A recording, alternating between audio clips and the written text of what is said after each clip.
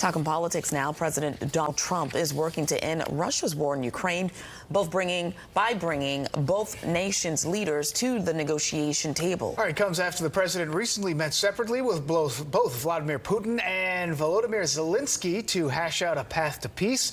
Good Day's Robert Moses joins us now with the details on that meeting with the Ukrainian president. It was at the White House, a lot different than the last time those two were together, Robert. Yeah, it sure was, Dan and Tishani, and there is optimism that somehow this 3.5-year-long war can be brought to a close. Last night, President Donald Trump posted on Truth Social that he called Russian President Vladimir Putin yesterday and started to hash out some of the details of an upcoming meeting between Putin and Ukraine's President Volodymyr Zelensky.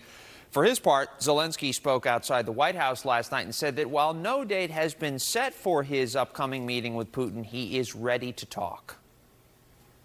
Ukraine will never stop on the way to peace, and we are ready for any kind of... After that bilateral meeting between Putin and Zelensky, President Trump says he will join a trilateral get-together. According to the Kremlin, President Trump and Putin spoke by phone yesterday for about 40 minutes. The call came while European leaders, including the heads of state from the UK, France, Germany, Italy, and Finland, were at the White House for a quickly arranged and extraordinary show of solidarity with Ukraine.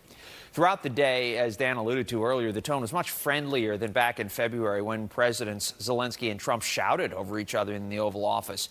Yesterday, Zelensky wore a suit instead of the military clothing he wears often, including at that February meeting. President Trump says he supports European security guarantees for Ukraine, though he did not commit any American troops to that effort.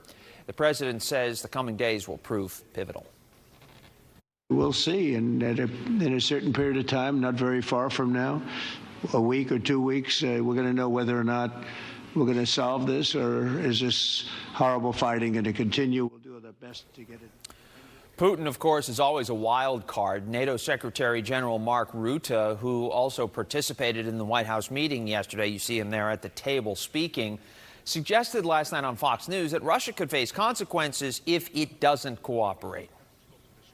If Russia is not playing ball, if Russia, for example, would not agree to a trilateral, I could imagine that the United States plus Europe will do more when it comes to tariff and sanctions. So first things first, though, Zelensky says that he is ready to meet Putin with no conditions, meaning without a ceasefire agreed to first. That is a reversal from Zelensky's previously stated position. Tishani and Dan? So much at stake, Robert. Thank you very much.